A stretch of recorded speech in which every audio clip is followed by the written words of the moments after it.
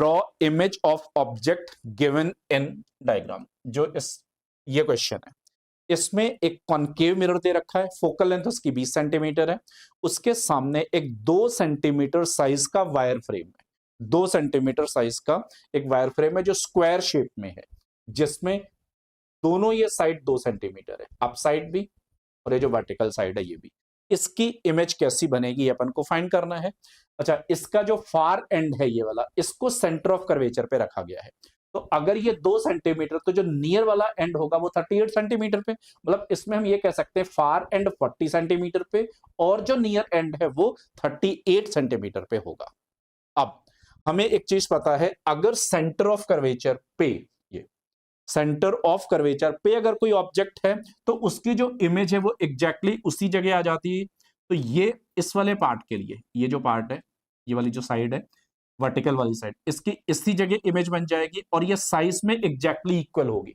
Centre of curvature वाली size हमेशा same रहती है। दूसरा, ये जो सेकंड वाला पार्ट आएगा, ये फोकल लेंथ 20 सेंटीमीटर है, तो इधर कहीं फोकल लेंथ बिल्कुल मिड में आएगी इस जगह पे।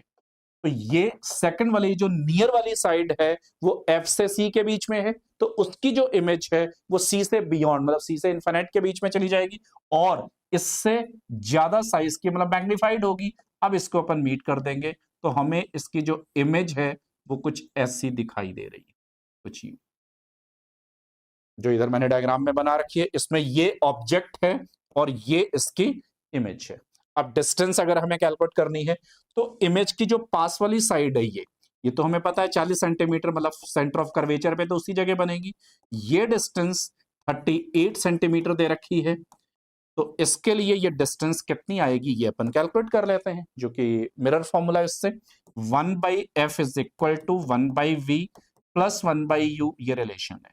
1/-20 is equal to 1/v plus 1/-38। यहां से 1/v is equal to minus का 1/20 एंड ये माइनस इधर आकर के प्लस का हो जाएगा, प्लस का ये इज इक्वल टू, इसको अगर मल्टीप्लाई करते हैं 760 आ रहा है इन दोनों का मल्टीप्लीकेशन, मतलब ये माइनस का 38 एंड प्लस का 20, कुछ ऐसा बन जाएगा।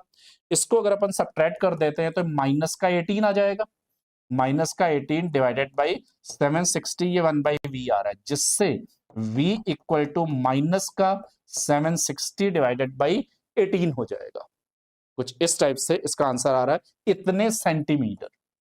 इसको आप डेसिमल में कैलकुलेट कर सकते हो, मैं फिलहाल ऐसे लिख दे रहा हूं। ये डिस्टेंस जो फार एंड बनेगा इमेज का, ऑब्जेक्ट में वो नियर एंड है लेकिन इमेज में वो फार एंड जाएगा, उसकी वैल्यू जो डिस्टेंस आ रही है वो 760 डिवाइडेड बाई 18 सेंटीमीटर आ रही है। और फिर से जो नेगेटिव साइन है वो ये बता रहा है कि जो इमेज बनेगी वो ऑब्जेक्ट की ही साइड में बनेगी।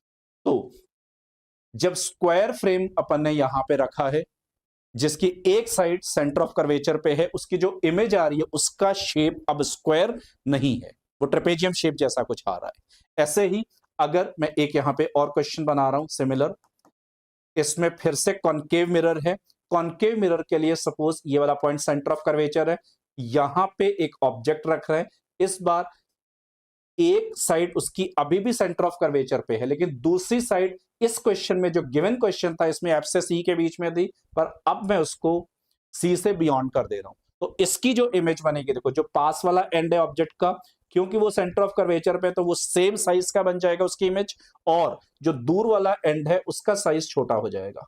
तो इसमें जो इमेज बनेगी वो स्मॉल साइज की होगी एज कंपेयर ऑफ ऑब्जेक्ट, जबकि इधर जो इमेज का साइज था वो ऑब्जेक्ट के साइज के कंपेरेटिवली ज्यादा है। हाँ, शेप दोनों में स्क्वायर दे रखा था शेप ऑब्जेक्ट का, जबकि इमेज का दोनों में जो शेप आ रहा है वो ट्रेपेजियम शेप आ रहा है।